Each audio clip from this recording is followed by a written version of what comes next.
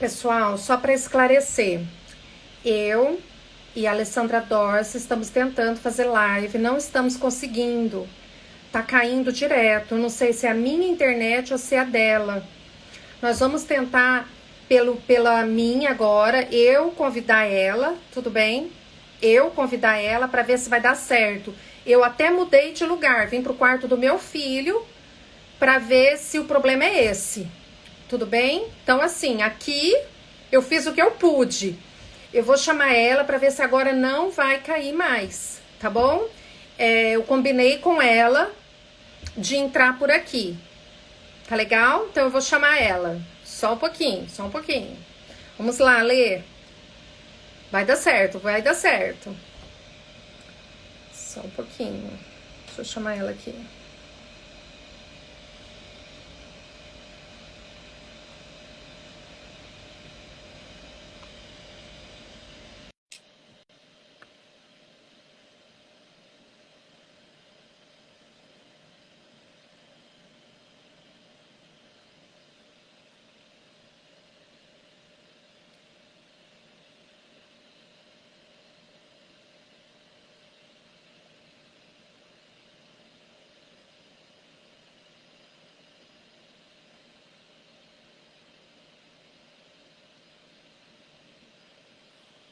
Tô aguardando ela.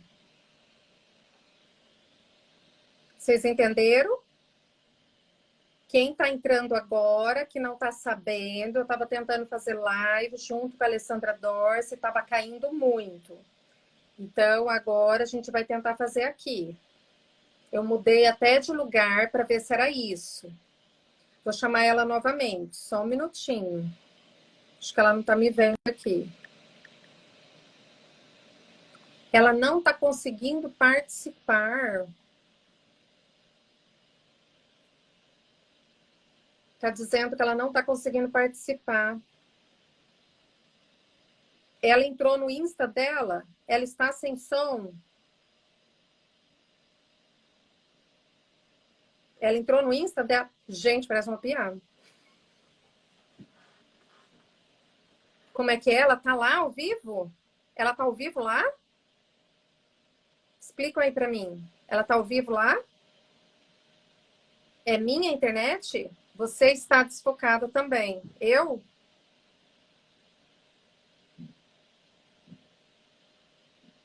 Eu tô desfocada? Ela estava chamando você. Ela entendeu. Vai entrar com você. Já tô aqui. Vai entrar pelo seu. Ela está avisando para migrar para o seu. Ah, entendi. Entendi, gente. Ah, tá bom. Obrigada, obrigada, obrigada por vocês me avisarem. Beleza. Deixa eu pegar, chamar ela aqui. Tá?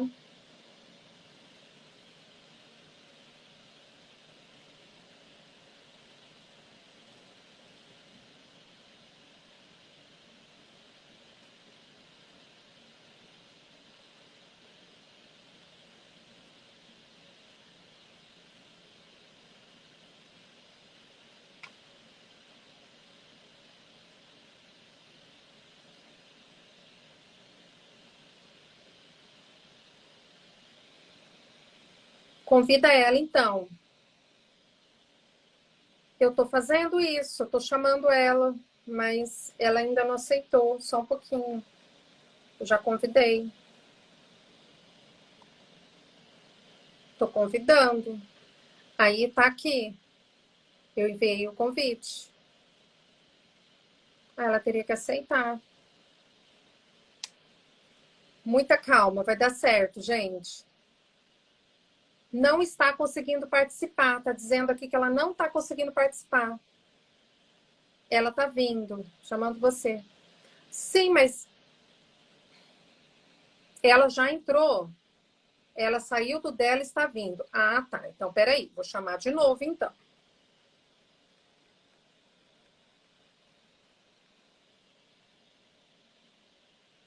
Pronto. Então, chamei ela de novo.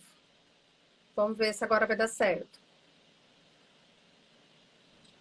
Oi, que dificuldade! Pronto, o importante é viver. Meu Deus do Você também céu! mudou de lugar? Mudei!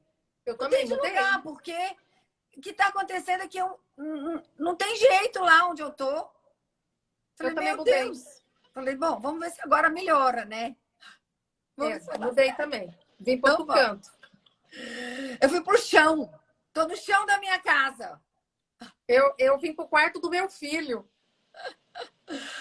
Então tá, então vamos continuar. Que você estava falando uma coisa super importante sobre desinsuflar o cuff. Né? O quanto é importante as pessoas esquecerem de fazer isso ou não fazerem isso, né? Ah, tá. Eu estava dizendo, Ale, que tinha algo que a gente tinha que ter pendurado no nosso pescoço quando entrasse no serviço com pacientes traqueostomizados. Era sobre isso que eu estava falando. Isso. Né? Eu estava dizendo que muitas vezes as pessoas elas mantêm um cuff insuflado na esperança de que vai evitar o aspirado, né? De que é para o paciente não aspirar. E, na verdade, está nadando.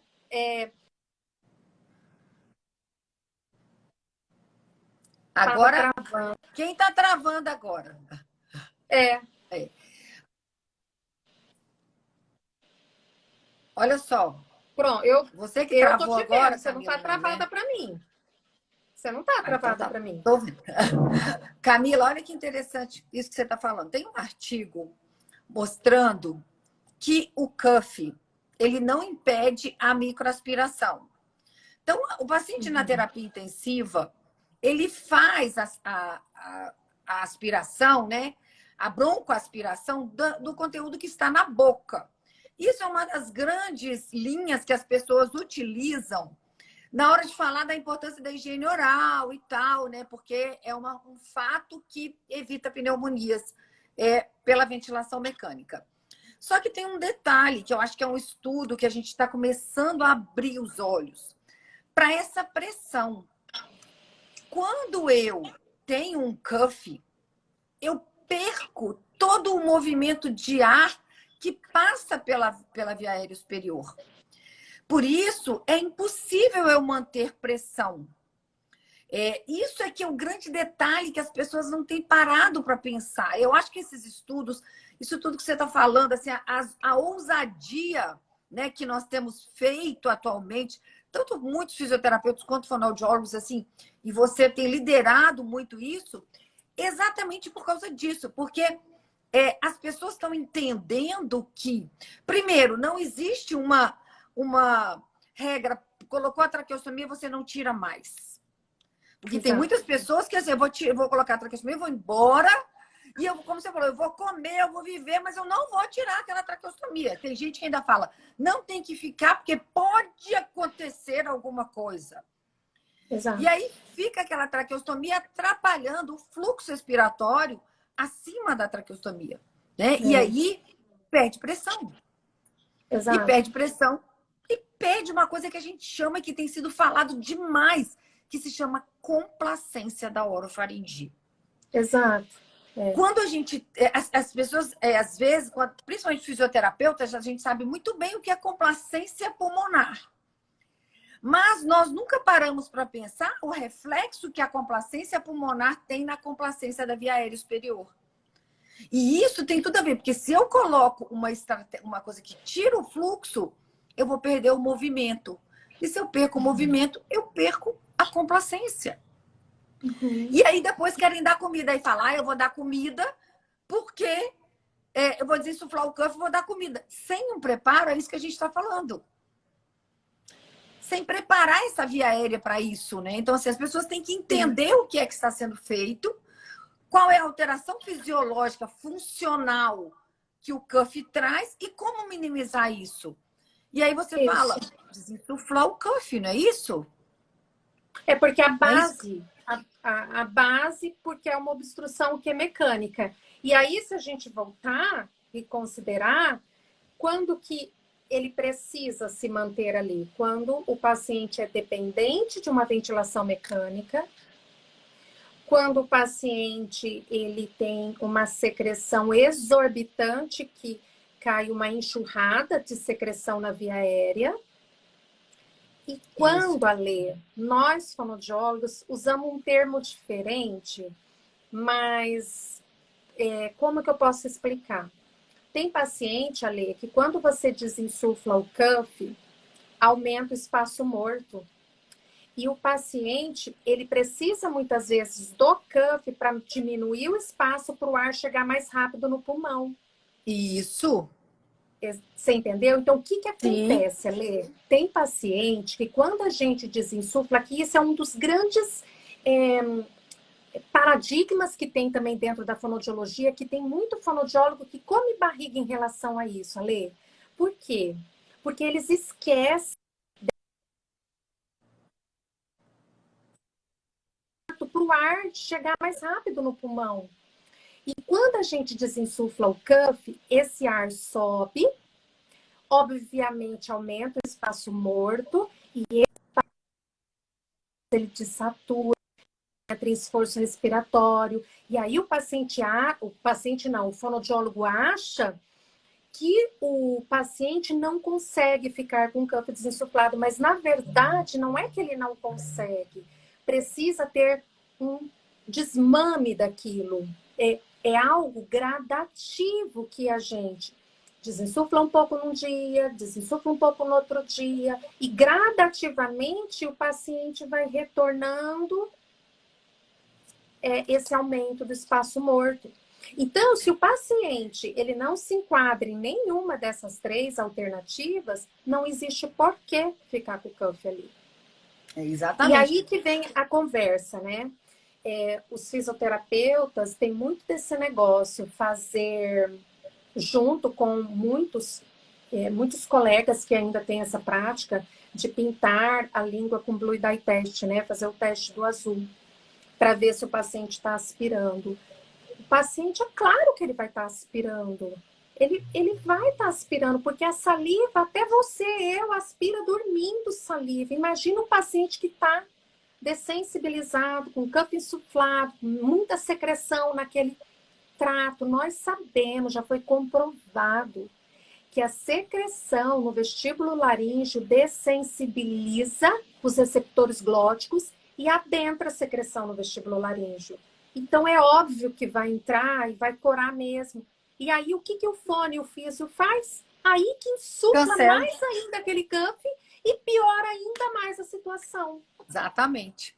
E assim, o medo, e isso é tão louco, porque assim, quando a gente fala em desinsuflar o cuff dentro do ambiente de terapia intensiva, dentro do ambiente hospitalar, meu Deus, como assim? Primeiro, se o paciente tem ventilação mecânica, você vai desinsuflar o cuff. Se eu desinsuflar o cuff com um paciente com uma pressão positiva, imediatamente o ar vai para onde é fácil. Exato. Então, se eu desinsuflo o cuff e ele está com uma ventilação, o ar vai para cima. E aí, aquela secreção que eles estão morrendo de medo de descer, que já está descendo há muito tempo, ela sobe. Olha, tem vários estudos mostrando, inclusive agora tem um estudo mostrando geração de fluxo rápido. Eles estão fazendo até um protótipo para ver se eles conseguem empurrar um ar, ao mesmo tempo que empurra o ar, desinsufla o cuff para a secreção subir. É um estudo que saiu na Respiratory Care tentando mostrar a importância disso. Mas esse é o grande paradigma. O medo de que essa secreção vai descer, que vai dar pneumonia, e isso é uma conversa de todos os lugares. Você chega o médico e fala, como assim você vai desinsuflar o cuff? Você vai desinsuflar e o paciente vai broncoaspirar. E aí, tirando do ambiente hospitalar, levando para o ambiente domiciliar.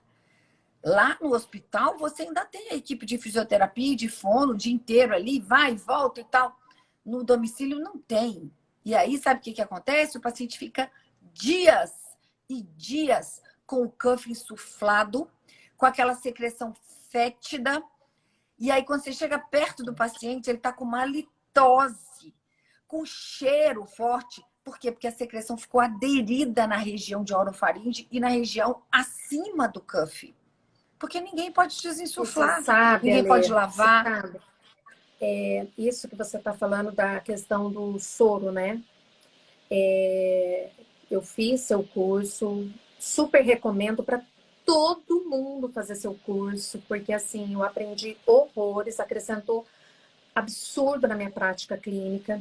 E você fala muito da questão da higiene, né? Nasal, muito soro. E aí, o que, que as pessoas falam, né? Que esse soro vai cair tudo na via aérea, vai cair tudo na via aérea. Mas vamos lá, vamos pensar, né? Como que os pneumologistas, eles fazem a lavagem do pulmão? Durante a broncoscopia. Por exemplo, para colher secreção de tuberculose, que não tem secreção, eles injetam um monte de soro fisiológico, injeta lá 150 ml, às vezes até 220, injeta. E o que, que acontece? Quando eles vão retirar aquele soro, a hora que eles vão retirar, não volta a 120, volta 80, que são as proteínas aquaporinas que nós temos no epitélio do nosso pulmão, que absorve. Então, soro é o que você fala, injeta na onde? Na nossa veia. A veia é soro, né? Soro. Então, assim, as pessoas O não que usam que é soro, melhor, mas Ale? secreção. É o que você fala. O que que é melhor? É melhor limpar ou deixar algo fétido, espesso, Infectado. infectado naquela via que vai carrear patógenos para a via aérea. Certeza. E as pessoas não conseguem entender isso. Aí as pessoas acham, mas você tá bronco, você tá empurrando a secreção. Você não empurra, não tem como empurrar. O ar vai para onde é fácil. E aí, isso, Camila, assim, deve ter muito fisioterapeuta aqui me ouvindo. Esse é a minha grande briga. Por quê? Eu não atendo o paciente um dia. Meus pacientes, eles são de anos. Anos. Eles chegam para mim e falam assim, joga soro. Eles pedem, joga soro aqui no meu nariz, porque eu tô com a secreção que aderiu e eu não tô conseguindo tirar. E aí, tem um estudo, tal, é sistemática, pesado, dizendo que a instilação de soro aumenta a pneumonia na terapia intensiva. Só que não ficou provado. Sugere-se. E aí, agora, acabou de sair um estudo falando do quanto é bom instilar soro em bebês. Como é que é isso, então? Quer dizer, é muito mais fácil, então, eu tirar a secreção do bebê e não no adulto? Então, essa é uma situação que a gente não faz sentido. tem. Exatamente. Então, assim, a gente tem percebido isso, sim. E eu acho que a traqueostomia, e aí vou até voltar para uma pergunta que uma pessoa me fez aí, Alessandra, que tipo de cânula, né, que a gente indica nesses pacientes para casa? Existe uma coisa que se chama resistência silenciosa. A resistência silenciosa, ela acontece porque como uma pessoa usa muito traqueostomia, e principalmente ventilação mecânica, a ventilação mecânica, por mais que você tenha um umidificador, ela é um fluxo. Quanto maior o fluxo, quanto mais necessidade de volume, mais o ar vai passar pela mucosa e vai secar a mucosa. E seca a mucosa e seca o filme interno da traqueostomia. Aí, o que acontece? Aquela secreção, ela vai aderindo. Ela vai aderindo devagarinho ali. E aí você passa a sonda, aspira, e ela continua no mesmo lugar. Aí você vai passando, ela continua no mesmo lugar. Até que vai chegar uma hora que ele vai deslocar, obstrui 100% a luz da traqueostomia. Aí o paciente não ventila mais. Aí ele morre. Por quê? Porque a cânula de traqueostomia, primeiro que ela tem que ser trocada. Pelo menos com 30 dias, 40 dias, num paciente que está em casa. E segundo, porque para eu levar um paciente para casa que não vai ter um enfermeiro do lado dele, um fisioterapeuta, um fonoaudiólogo, a família tem que ser capaz de tirar a cânula e lavar. E aí a gente, então, coloca a endocânula. E, além disso, essa secreção que fica acima da cânula precisa ser lavada. Por isso, eu preciso de um supracuff. Então, é o mínimo que um paciente que está em casa, e aí eu digo, qualquer um precisa. Uma cânula com endocânula e sugador supra-cuff. Essa é a segurança para evitar que esse paciente morra, porque ele vai morrer por alteração silenciosa da resistência. E aí tem essa gama de fisioterapeutas e fonoaudiólogos que acha que não pode jogar soro, porque eu vou afogar o paciente. É isso que a gente escuta. Você vai afogar o paciente. Aí ele morre por obstrução. Como você falou, ele não morre porque foi afogado, mas morre por obstrução. Porque vai obstruir. Não tem jeito. Então, essa é a relação que a gente tem que ter. A limpeza da casa, ela é fundamental, porque a gente tem que preservar o pulmão. Então, exatamente, nós temos que partir do pressuposto que a higiene, que envolve cavidade bucal, que envolve todo o trato aéreo, né? Isso vai fazer com que os nossos receptores glóticos, eles estejam o quê? Limpos também, para que quando essa secreção, a comida, adentrar lá na via aérea, tenha um mecanismo glótico reflexo, sinta aquele algo caindo ali e a gente faça o quê? O pigarro. Por quê? Porque o pigarro, Ale, o pigarro, nesses pacientes, eles perdem o pigarro. Mas por que eles perdem o pigarro? Porque a própria secreção desensibiliza. Agora, a partir do momento que você usa soro, faz as manobras de limpeza, você está limpando tudo aquilo e o paciente está tendo o quê? Receptores glóticos limpos para que o ar passe, retroalimente eles e ele possa sentir quando o algo entrar na via aérea. E é a sensibilidade, né? Porque, querendo ou não, quando você joga o soro, você está jogando algo que bate na mucosa.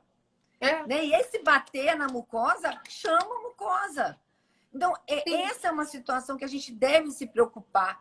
Eu acho que quando a gente fala em traqueostomia, eu acho que o princípio básico da traqueostomia deveria ser colocar para tirar.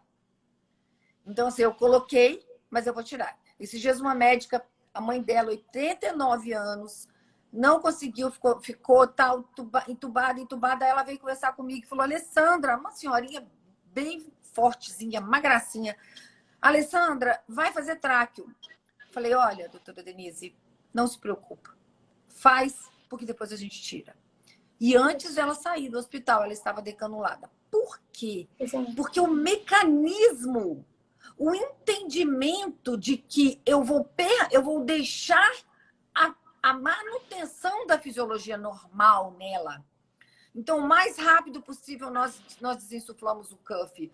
O mais rápido possível, nós fazemos muito trabalho pressórico, tanto daqui em cima, quanto aqui, daqui para cá, para dar fluxo da pressão e manter o movimento de ar.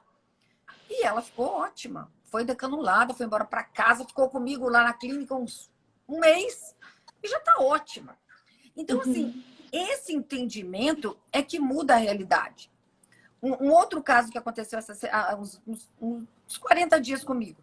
Cheguei no hospital, uma médica chegou para mim e falou assim, Alessandra, nós estamos tentando tirar a cânula uma paciente que tinha ficado muito tempo. Teve um AVC, bem modelo dos seus pacientes. Ela teve um AVC e tal, e não conseguia tirar a cânula de traqueostomia. E aí, eu cheguei e falei, gente, deixa eu avaliar. Uma das coisas que a gente deve avaliar, e você fala muito disso, é sobre a ausculta. Que se o paciente tem a queixa de que quando ele deita, ele não respira, é porque quando ele deita, ele tem perda de força da musculatura. Obstrui a via aérea. Ela cai. Ela desaba. Desaba. Exatamente. Ela desaba. E aí, quando ele senta, fica bem, aí ela falava assim para mim, se você colocar a válvula, quando você está com a passe moir, sentada eu consigo ficar, deitada eu não consigo.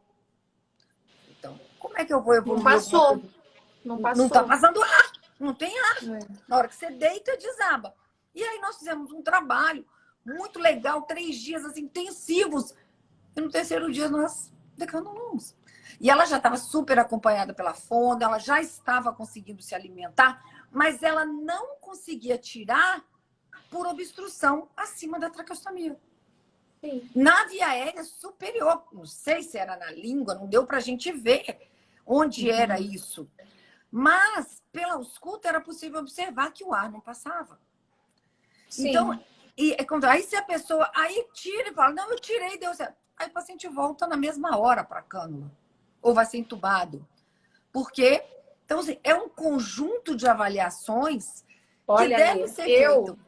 eu vou dizer um negócio para você. Eu devo ter, assim, por baixo de aluno de traqueostomia, uns 5 mil alunos só de traqueostomia, de curso de traqueostomia. Muito fonoaudiólogo, muito mesmo. E eu vou te dizer uma coisa. O que eu ensino no meu curso de traqueostomia, Lê, é decanular. Claro, não somos Isso. nós, né? Mas nós abrimos o caminho para que isso aconteça sem nenhum exame objetivo. Isso. É só avaliação clínica. Funcional. Agora, pergunta se tem um pipoco. Quando existe esse pipoco, pode saber que o fonoaudiólogo falou, olha, não passa, não dá, não pode. E aí a equipe tentou atravessar, passou na frente, decanular e deu problema, porque o fonoaudiólogo falou, a ausculta não tá boa, tosse, porque tosse é soberano. Tosse é soberano. Se o paciente não gerencia a secreção, se ele não tem permeabilidade da via aérea, porque é permeabilidade da via aérea, tosse e gerenciamento, porque isso é o pilar. É o pilar. É isso mesmo. Se ele não tem isso e atravessam você e falam, não, vamos fazer, pipoca. É isso pipoca. mesmo. Então, na assim, hora. Na hora. O paciente ele tem que conseguir carrear a secreção. E é muitas vezes o que cai no teu trabalho. Por quê? Porque se o paciente não tiver fluxo ins, ele não terá ex para carregar essa secreção e levar isso para cima. E é isso mesmo. E aí, por isso que a gente tem que fazer esse trabalho em conjunto. Por isso que é tão importante que a gente tenha essa relação fisioterapeuta e fonoaudiólogo. Porque nesse momento, você chegar para mim e falar assim, Alessandra, ele não tem uma tosse efetiva. Aí eu vou te falar, Camila, ele não tem uma tosse efetiva porque ele não tem força de abdômen. Exato. Então eu vou treinar o abdômen para gerar uma melhor capacidade respiratória para ele ter uma melhor tosse. Sim, aí a gente conversa a mesma língua. E infelizmente por isso, porque o que acontece? Não tem casos que vocês conseguem trabalhar sem fono, como o contrário também é verdadeiro. Tem casos que a fono também toca sozinho. Só que, infelizmente, existe casos que felizmente, se não tiver uma atuação conjunta, não vai. Mas aí tem um grande detalhe também, né? Quem é esse profissional que está junto com você? Porque, olha só, eu fico revoltadíssima quando a pessoa não consegue entender que para abrir... esses dias eu queria ter feito um desabafo aí novamente, porque a minha cunhada tá com um derrame pleural, uma pneumonia enorme, está internada no interior de São Paulo. E aí, uma pneumonia por broncoaspiração, por refluxo. Uma pneumonia enorme, silenciosa, ninguém descobriu, tal. O que o fisioterapeuta estava fazendo? Mandando ela soprar uma garrafinha. Quem falou que eu soprar uma garrafinha vai ser capaz de gerar volume inspiratório? E aí, isso é básico, né, Lê? Isso é básico. Deus, mas isso é uma receita de bolo. Porque todo mundo acha que soprar a garrafinha vai fazer com que eu abra o pulmão, porque acha que existe uma tal de uma PIP e que PIP abre o pulmão, PIP não abre pulmão. Então, assim, é uma situação que a gente vê, e aí esses paradigmas, eles acontecem também quando a gente fala de traqueostomia. Então, não adianta você chegar para um fisioterapeuta e falar para ele que você precisa de volume pulmonar, porque o paciente está com uma traqueostomia e ele vai mandar o paciente respirar fundo. Esse é o treino que ele vai fazer. Não, vamos treinar a capacidade pulmonar. Puxa 3. Respira.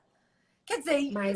Ale, mas aí é que está a concepção de um profissional que está numa quinta-feira à noite vendo a nossa live. Nós temos 332 pessoas agora. Essa que é a diferença. Por quê? Exatamente. Porque a pessoa que busca o conhecimento, que busca estar esclarecido, que busca fazer formação, ele é um profissional diferenciado e ele não aceita, ele não aceita condutas que não beneficiam o paciente dele. Exatamente, porque desde a fisiologia. É isso que eu tô falando, a pessoa tem que entender a fisiologia do que você está fazendo. Sabe, eu acho assim. E aí, Ale, o que acontece?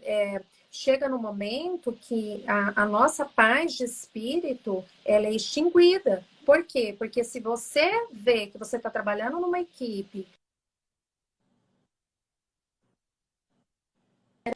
é uma vida que está em jogo.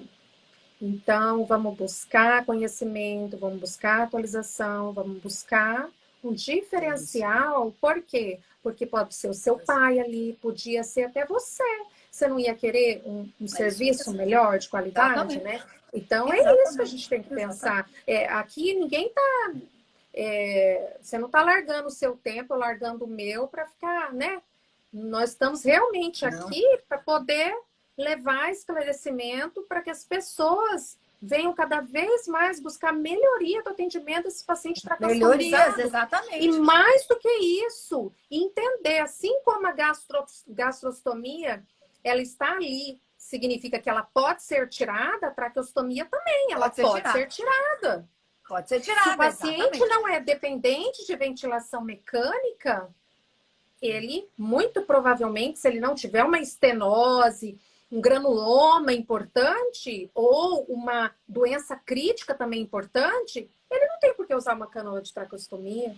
Então, somos nós, os profissionais, que sabemos lidar com isso e conduzir ele para... Isso tem que ser a nossa meta, né, Camila? Como eu falei, a gente coloca uma cânula para tirar.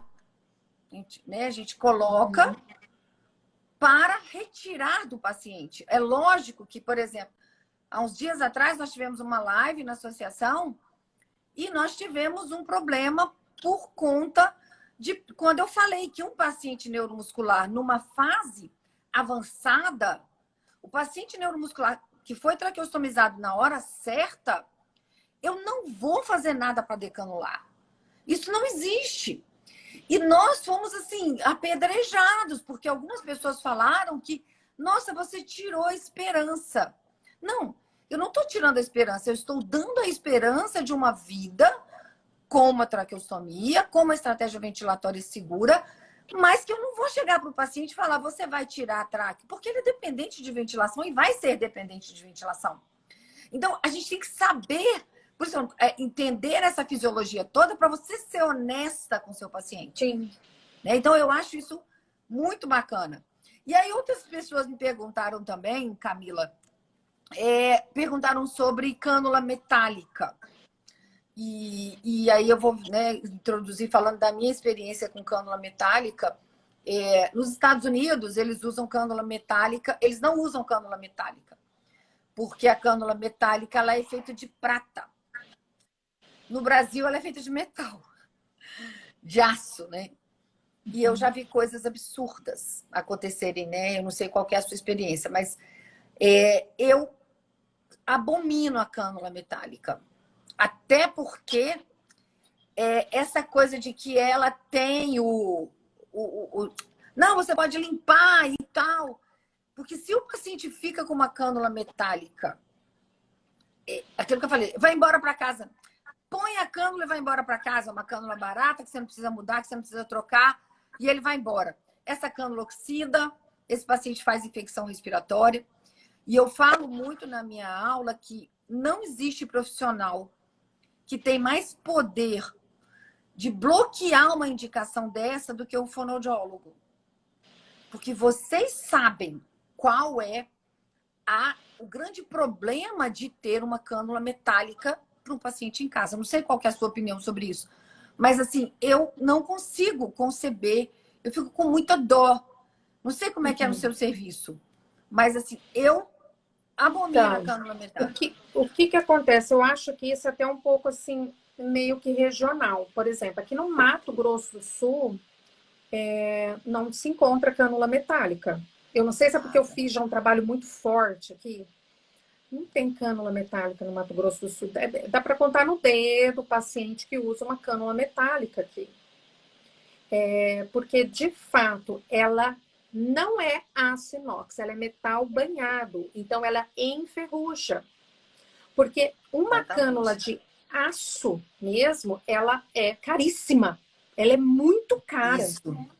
Então, ela tem, na verdade, até para venda, mas o SUS não compra. Ela é mais cara que uma cânula de PVC. Mais cara que uma polipropileno, aliás. Nem que a PVC. Uma Verdade. polipropileno, ela é muito cara. Então, a que eles usam é uma cânula metal banhado que enferruja e deve ser trocada a cada 29 dias. E isso não acontece. Então, Não, não acontece. Ale, Ale, isso é a realidade dos meus alunos, é a realidade das pessoas que conversam comigo. Não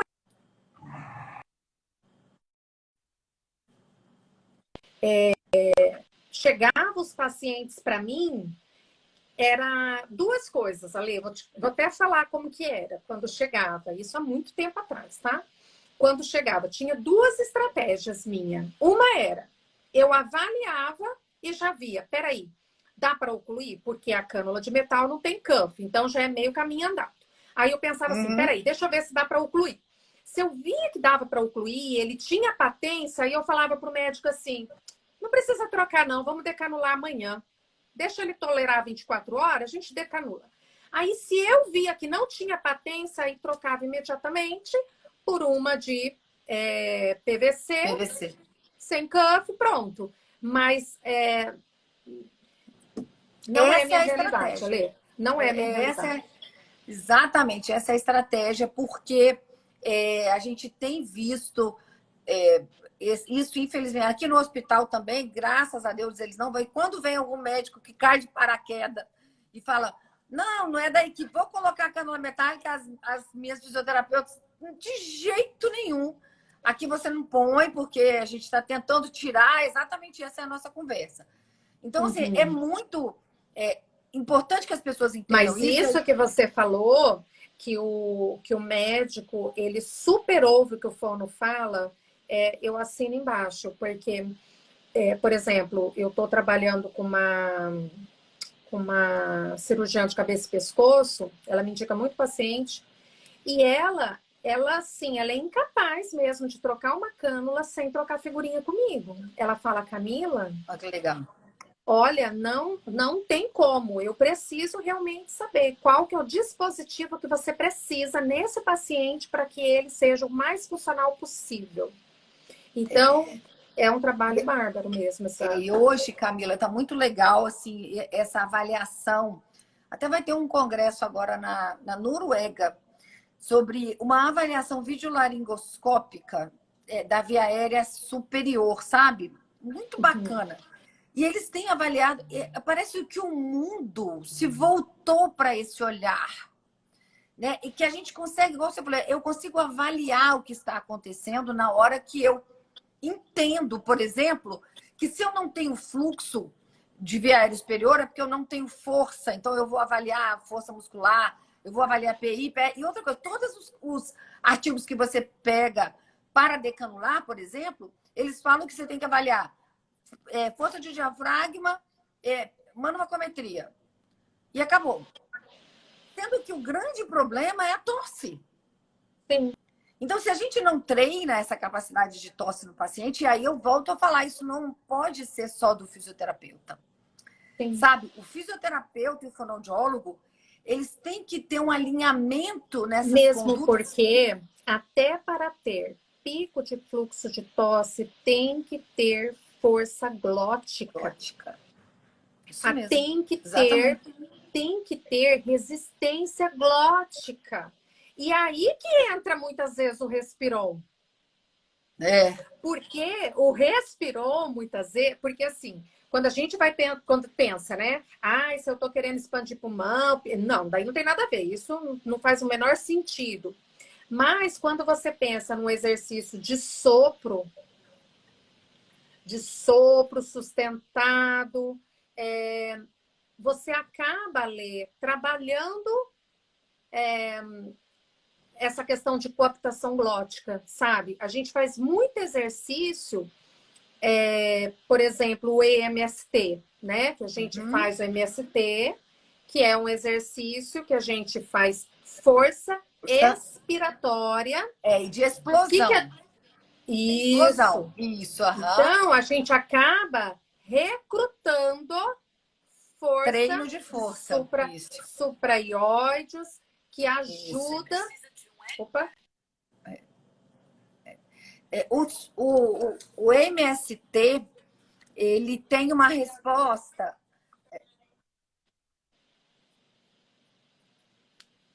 Pode falar. E é verdade. O MST, ele tem uma coisa muito bacana, que é o treino de explosão. Eu acho que ele é o equipamento dos treinos respiratórios, ele é o que mais faz a explosão. Só que ele tem o grupo certo para a gente utilizar. Porque, por exemplo, com certeza. Se eu não tenho um paciente que tem capacidade, uma boa capacidade... Por exemplo, esclerose lateral amiotrófica, jamais na vida. Jamais na vida. Até porque esses pacientes, muitos pacientes com baixa CVF, com baixa capacidade vital, eles não vão conseguir trabalhar essa explosão. Sim. Mesmo que você... Tudo então, tem assim, indicação. Tudo tem indicação. Exatamente. Então, assim, isso é que é bacana, porque, igual você está falando, você vai trabalhar o MST para fazer uma decanulação, é maravilhoso. É perfeito. Por quê? Porque você está trabalhando o vedamento glótico. Mas, por outro lado, a gente tem que pensar que a gente vai precisar gerar o volume inspiratório para trabalhar o abdômen. Que daí é então, outro são contexto. Duas coisas que... Exatamente. Então, a gente tem que trabalhar não só a geração do volume, como o treino respiratório. Então, por exemplo, um paciente parkinsoniano, numa fase inicial, ele responde muito bem ao MST. Mas se eu pego um paciente parkinsoniano que tem uma alteração de componente elástico de tórax muito grande, ele não vai conseguir trabalhar com MST. Sim. Então, isso é que é interessante. Agora, em relação ao Respiron, eu realmente não sei, sabe, Camila? Eu não tenho... porque eu falo muito disso, porque o Respiron é muito engraçado, né? Eles agora, cada hora, eles inventam uma coisa diferente, uma cor diferente, uma estratégia diferente. Não, aí... vamos conversar sobre o Respiron rapidinho? O que acontece? Eu amo tudo que tem biofeedback. Tá? Por conta que a gente sabe da importância do biofeedback para o trabalho.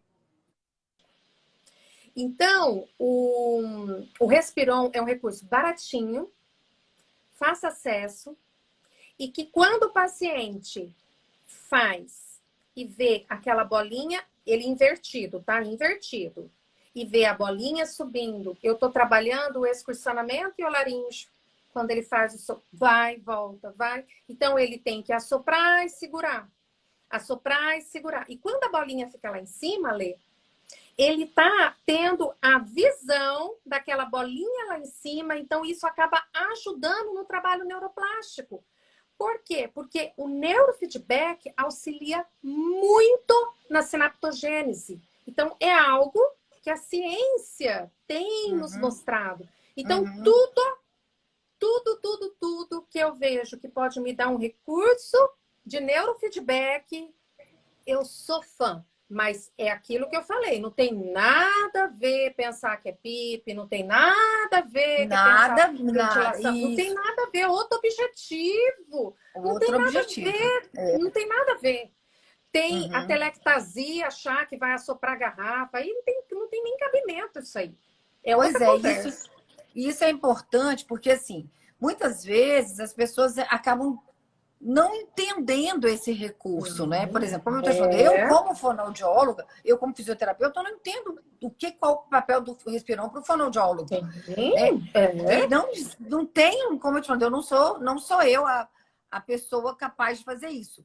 Agora, por exemplo, agora eu vou perguntar para você, você indicaria, por exemplo, fazer um treino para decanular usando um respiron?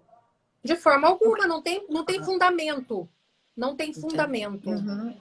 Porque não tem como a gente gerar pressão supratraqueal. Não tem fundamento. O Respiron Uhum. para decanulação não tem fundamento nenhum. Fazer Respiron para decanulação. Entende? Para Uhum. que tem fundamento fazer Respiron? Para o paciente, trabalho excursionamento iolaríngeo, ativação de musculatura supraioide. Uhum. É outra finalidade. Ótimo, ótimo, bem legal. Então, envolve outras coisas. Outras coisas. Ótimo, muito legal isso. Bom, eu perdi as coisas que eu coloquei para a gente conversar, que as pessoas perguntaram, mas algumas pessoas também me perguntaram muito sobre Eu vou válvulas de ativar os fala. comentários, porque vai fazer. Tá. Eu vou ativar os comentários para ver agora. Eu acho que eram os comentários que estavam travando, sabia? Então, vamos ver. É? Se começar a travar de novo, a Tá. gente vê algumas perguntas, responde, tá bom? Vamos ver se tem algumas E perguntas destrava. aqui. Uhum. Pronto. Camilinha está Vamos lá, frozen? Que gente. história é essa que eu tô frozen? Por que será que eu tô frozen? Ela colocou que a Camilinha está Você está frozen. parecendo uma princesa, bem, uma princesinha. Ela falou que eu estou frozen. Vamos lá. Vamos ver se a gente tem perguntas. Vamos Obrigada, lá, Nalva. pessoal. Vocês Obrigada. têm perguntas? Estão Perguntas? querendo perguntar. A Camila vai deixar gravada essa live, né, Camila? Estão falando aí? Aham, pra você gravar, tá? Sabe por quê? Porque eles sabem que eu nunca deixo gravada. Nunca. Mas eu vou deixar porque é com você, tá, Lê? Tá Aí eu vou bom. ser boazinha. Eles estão querendo que a gente fale um pouquinho sobre a válvula, sabe? Sobre a válvula de Uhum. fala. Eu vou só comentar por que eu, como fisioterapeuta, utilizo a válvula de fala. Porque é muito interessante isso. Algumas pessoas, no dia que me viram colocando uma válvula de fala, né, Mara? Camilete e Alessandrete, é ótima, Mara. Eles me perguntaram por que eu estava utilizando a válvula de fala, né? Eu que sou fisioterapeuta. Primeiro que eu não utilizo a válvula de fala para treinar, eu não sei treinar fala, eu não sou profissional, né, da fala e da deglutição. O que eu faço quando eu utilizo a válvula é que eu pressurizo a via aérea, eu utilizo técnicas de pressurização. Muitas vezes eu utilizo pela cânula de traqueostomia ou pela via aérea superior. E aí eu vou retornando esse espaço e essa força onde que a pessoa perdeu. Para quê? Para que eu consiga manter o espaço aberto para ele decanular. E eu vou fazendo um trabalho gradativo. Eu gosto de utilizar inicialmente uma válvula, que é uma válvula regulável, que ela permite a passagem, que é isso que você está falando do cuff que vai devagarinho, sabe? Essa Qual que é válvula essa válvula regulável, regulada? ela vai. É uma válvula, chama Tracoe. Ah, da É uma Tracoi, válvula da sim. Tracoe. Ah, tá. Isso. Vocês falam Ela vai, Tracoi, eu eu vou falo regular. Tracoi. A gente faz uma regulagem e aí eu vou vai ser de acordo, é um feedback para minha resposta no meu treino, como você estava falando. Se eu consigo deixar a válvula mais aberta, é sinal de que eu estou conseguindo ganhar espaço supratraqueal, força, além de força de explosão expiratória, pela geração da capacidade pulmonar e pela força abdominal e diafragmática. Então, eu vou utilizando a válvula como um feedback para mim. A hora que o paciente consegue ficar com essa válvula totalmente aberta, aí eu passo ou para PASMOI, porque ela tem um nível de dificuldade muito maior do que essa toda fechada, porque essa da Traco ela não tem tanto nível de dificuldade quanto a da Passimoir. A Passimoir, ela favorece essa pressurização muito maior. E aí depois é que eu ocluo. Isso numa decanulação longa, tá? Não num trabalho de uma decanulação rápida. Porque eu vou fazendo por esses passos. Então, eu vou, por exemplo, tem crianças que passam comigo, que foram crianças que foram traqueostomizadas muito pequenininhas.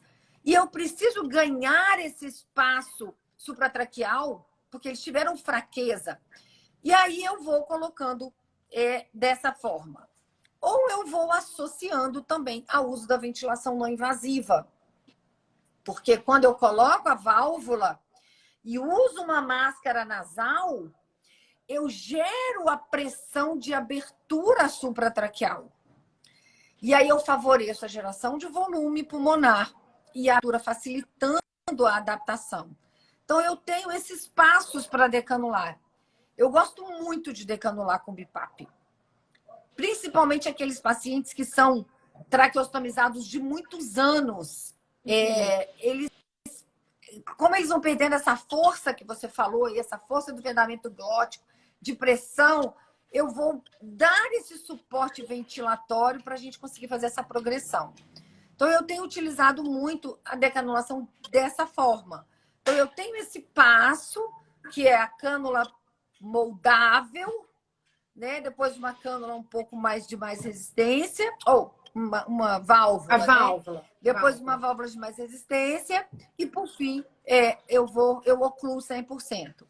Porque o que eu observo é que muitas vezes, quando eu coloco, por exemplo, o êmbolo, o paciente não fica.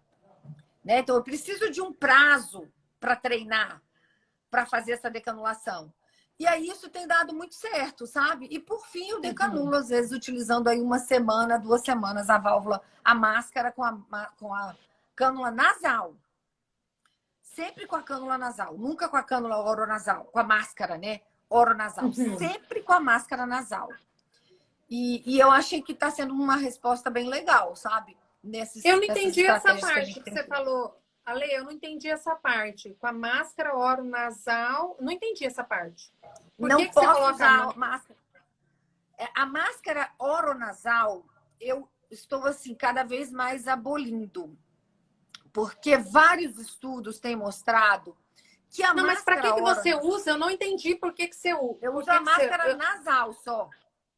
Eu uso a máscara nasal para decanular. Para garantir volume pulmonar e segurança da decanulação daquele paciente mais... Mas você fala de oferta para dois? Não, de volume pulmonar. De volume inspiratório. Ah, de volume. Ventilação. Entendi. Ventilação. Eu acho que eu mosqueei legal agora aqui. Mosqueei legal. Entendi. Acho que eu também troquei o que eu estava falando, mas é a máscara. Camila, olha que negócio legal também. Tem um artigo que vai sair agora, muito bacana, que a gente está só esperando a resposta do revisor, mostrando que é uma coisa que a gente não tem, eu acredito que as pessoas não têm muito... proximidade com ele, é o alto fluxo. Porque o alto fluxo ele não tem impacto. Você conversou uma vez já comigo sobre isso. Uma vez você teve uma precisa ver, Camila.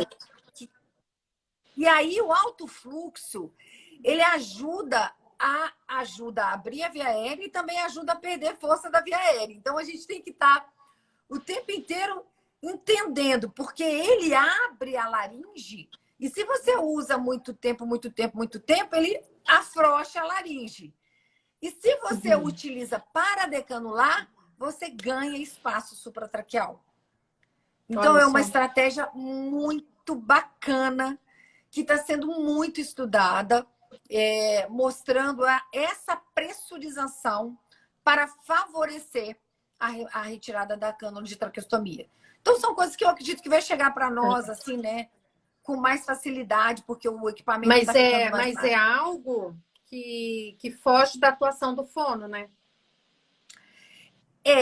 Nesse momento de abertura, sim. Como treino, sim. Para esse treino, sim. Porque a cânula nasal de alto fluxo, Mas que assim, não é uma coisa que vocês podem não ter, porque não tem nenhuma contraindicação. Entendeu? A cânula a gente põe, não é para usar com oxigênio, tá? Porque tem a cânula nasal de alto fluxo, que a gente usa lá na UTI, você enriquece com oxigênio. Se você não enriquecer com oxigênio, ela pega o ar ambiente e ela apenas dá um fluxo alto, rápido, umidificado e aquecido. Então, esse trabalho com a cânula, ela vai auxiliar muito na decanulação.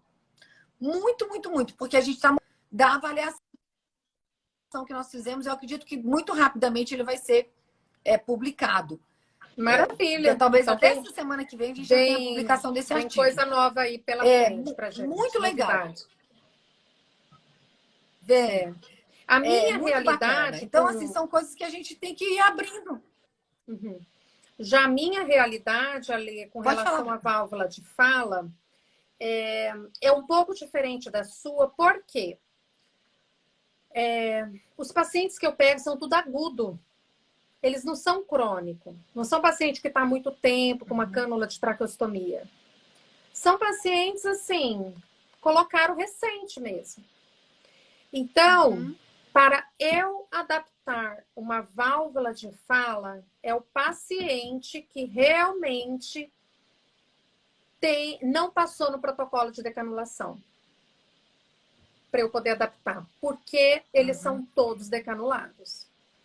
Eu não trabalho muito com ventilação mecânica. Ventilação mecânica é mais nos TRM alto. Tá? Então, aqui a gente tem muito paciente que cai do cavalo, que tem muito rodeio, muito rio. Então, é nado raso, né? Que eles vão pular no rio, o rio tá raso, e aí eles ficam tetra, cai muito do cavalo. Então, assim, a minha demanda não é neuromuscular. A minha demanda, ela é TRM, traumatismo raquimedular e lesão AVC, TCE, enfim. Então, esses pacientes, eles são tudo decanulado. Para realmente usar a válvula de fala, é o paciente que desenvolveu uma estenose importante. Por exemplo, agora, com o pós-Covid, aconteceu muito estenose.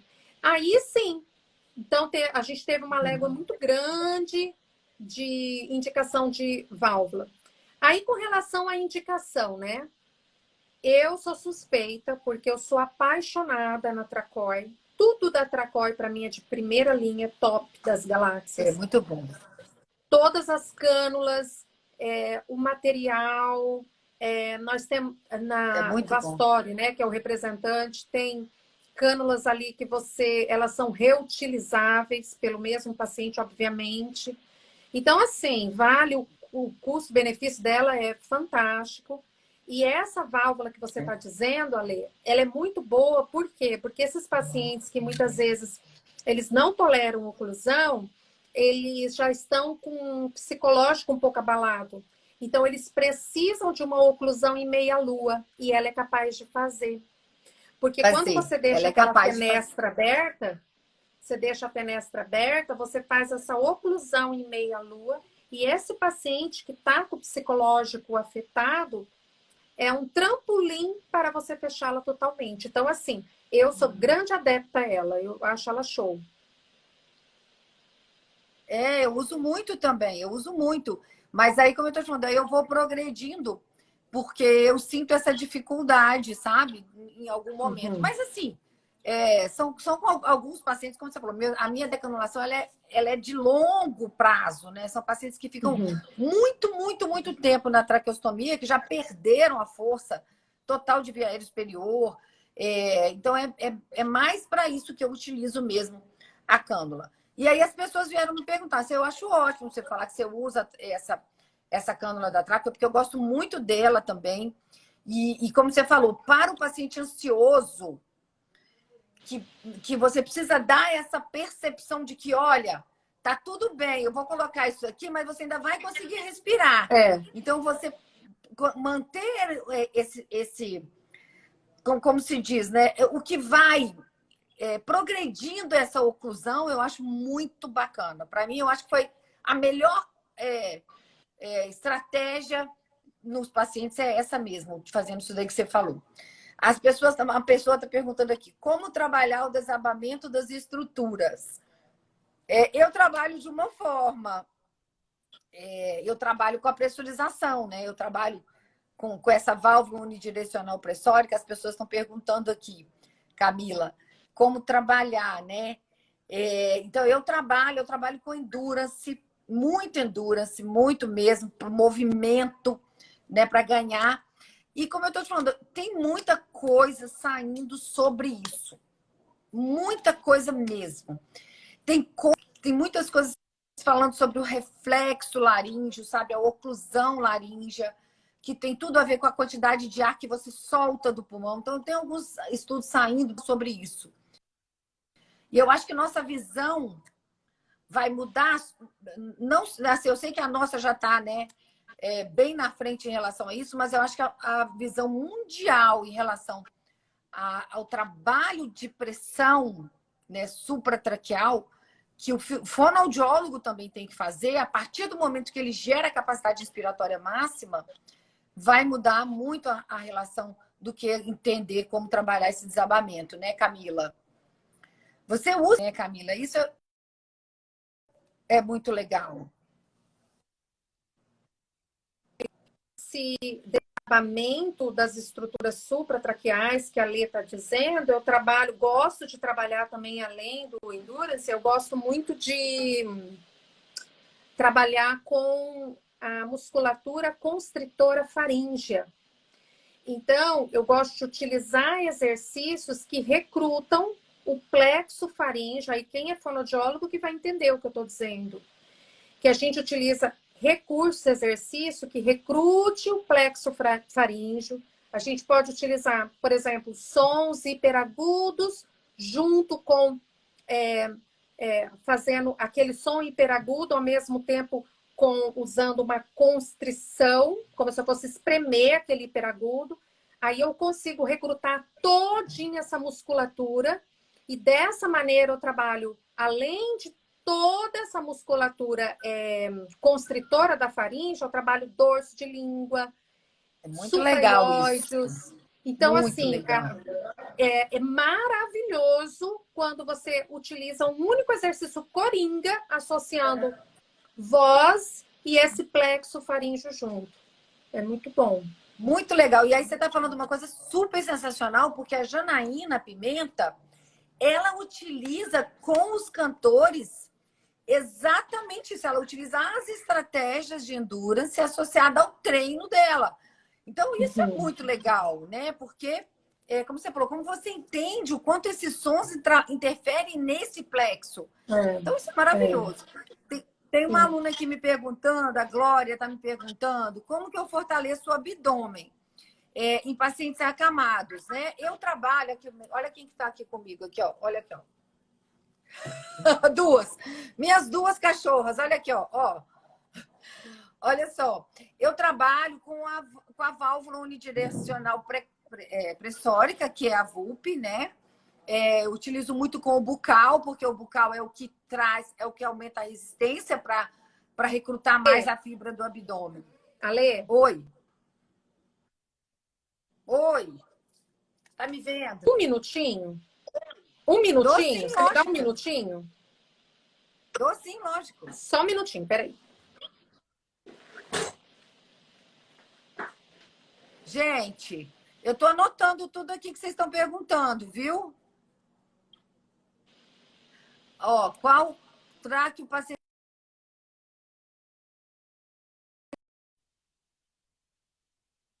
Infelizmente, nós temos que tentar abolir essa cânula metálica da nossa vida. Tanto fisioterapeutas quanto fonoaudiólogos. Vamos ver, mas deixa a Camila voltar. Pode ir colocando aqui, gente, as perguntas que vocês quiserem. Não estou conseguindo ver aqui para baixo. Aí, ó. Eu não uso... Aqui, a Nalva está perguntando se a válvula da tráquea é usada com a fenestrada. Não. Nenhuma válvula deve ser usada com a fenestrada, tá, Nalva? Estava aproveitando que você estava aí, estava respondendo algumas coisas. Porque a válvula de fala já é para passar o ar. A pessoa está perguntando aqui se ela usa tráqueo com a cânula fenestrada. E aí eu estou falando que não tem necessidade da gente colocar a cânula fenestrada num paciente que usa válvula de fala. Se ela usa a válvula da tráqueo com a cânula fenestrada. Entendi. Porque A cânula que o paciente tem dela é fenestrada, é isso? E aí ela está perguntando se a válvula da tráqueo usaria com a cânula fenestrada. Eu estou falando que não tem necessidade, porque a cânula, a válvula já permite a entrada de ar, é justamente para permitir a entrada de ar, né? Não, mas é que às vezes, Ale, porque como é uma cânula um pouco mais cara, fenestrada, não tem necessidade de trocar. Deixa a fenestra aberta e coloca a válvula de fala. Não, mas é isso que ela está falando. Se para usar a tráqueo, tem que colocar... Ah, não. Aí não. A fenestrada. Ah, tá. Não. Então, me perguntaram aqui também sobre o abdômen, né? Já respondi. Eu acho que era isso, mas para baixo eu não vi. Tem mais alguma pergunta aí que você está vendo, Camila, que eu não estou enxergando? Nossa, está chegando um monte, uma atrás da outra aqui. Nós vamos ficar doida para responder isso tudo, né? Eles estão falando que usa muito, no SUS usa muita metálica. Nós já falamos sobre lavagem isso, nasal em paciente com tráqueo? Sim, a gente faz, é o que mais fazemos. Em casos de granuloma, em casos de granuloma, qual a indicação? Infelizmente, quando tem uma obstrução muito importante, a gente não consegue ter canular. Só médico, É uma propedêutica médica. E aí a gente pode tentar avaliar, principalmente crianças, né? Eu trabalho assim com as crianças, quando elas têm granulomas ou elas têm estenose, elas vão crescendo e vão ganhando espaço traqueal. E aí a gente consegue depois decanular por causa disso. Só que o grande problema é que normalmente o médico, ele tem o seguinte pensamento: quanto maior o tamanho da cânula de traqueostomia que eu colocar no meu paciente, menos esforço ele faz. E aí eu coloco uma cânula muito grande, ela ocupa toda a traqueia. Ela pode até facilitar para ele respirar, mas ele vai negligenciar a via aérea superior. E aí, como você falou, Camila, começou falando que coisa maravilhosa que é respirar pelo nariz. Se eu coloco uma cânula enorme no meu paciente, eu ocluo todo o espaço traqueal. Sim. E ele nunca vai lembrar de respirar pelo nariz, nunca mais. Então, a minha estratégia é sempre colocar uma cânula menor para eu ganhar pressão acima da cânula. Sim. Porque aí, quando eu coloco a cânula menor, eu permito a passagem de ar. E aí eu dou essa Mas você vê, né? Novamente. Essa concepção que você tem, Ale, nós estamos trazendo esse raciocínio para a clínica. Uma inconsistência entre os próprios profissionais e as instituições, porque não tem um consenso, né? Com relação a muitas coisas, não tem esse consenso.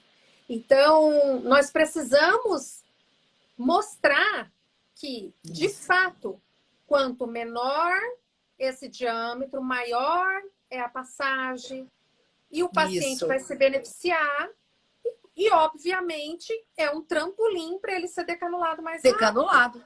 Exatamente, Camila.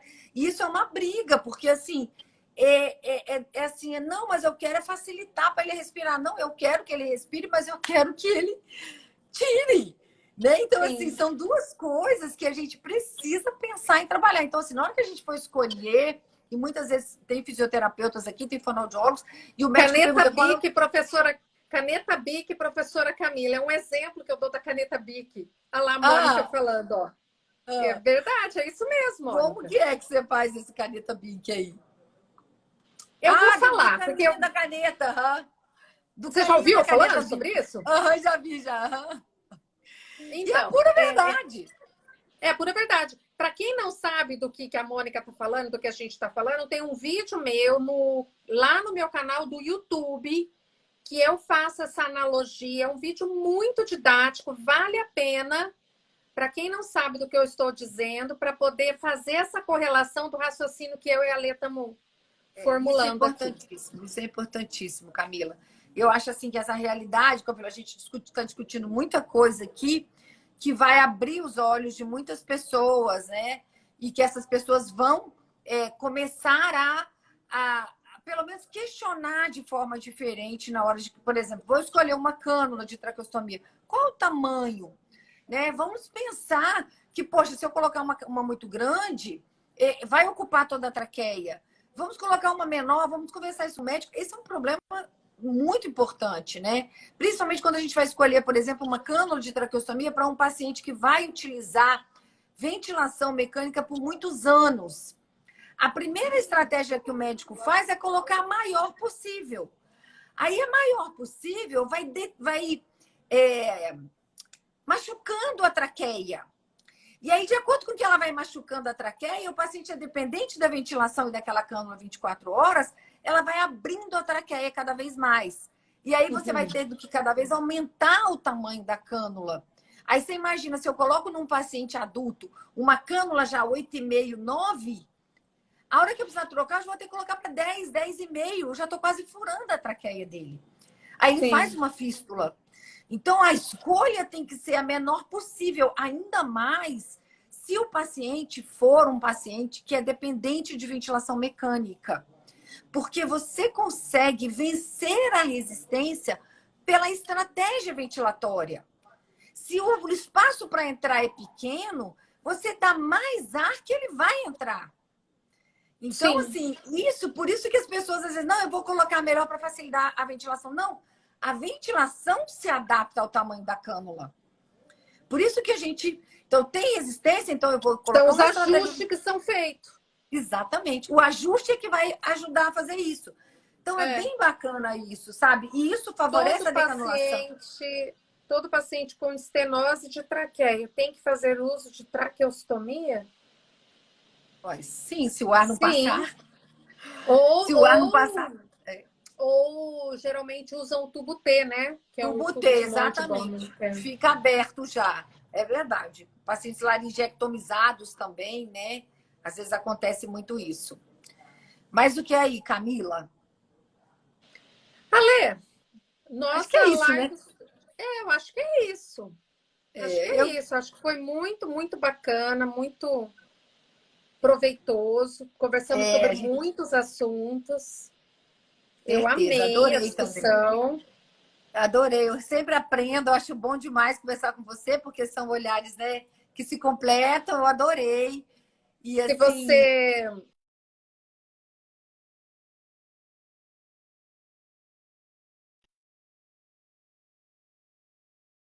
Vai acabar nosso tempo. Ou vai acabar nosso tempo. Aí no teu? Oi, não, Alê? No meu não, no seu. Oi, tá me vendo? Não, eu tô te vendo. Aí você podia abrir a caixinha e aí você vê. Se tiver dúvida de fono, você encaminha para mim. Tá bom, eu respondo, enfim. Pode deixar. E aí eu também quero aproveitar, né, falar, principalmente fisioterapeutas e fonoaudiólogos, para conhecer o CEAF, né, a faculdade. A gente está tentando aí mudar essa cabeça, sabe, Camila? É uma loucura. Eu fico ali o tempo inteiro brigando para a equipe de fisioterapia, para ver se a gente consegue... Porque, assim, nem sempre todo mundo dá conta de ir lá fazer meu curso.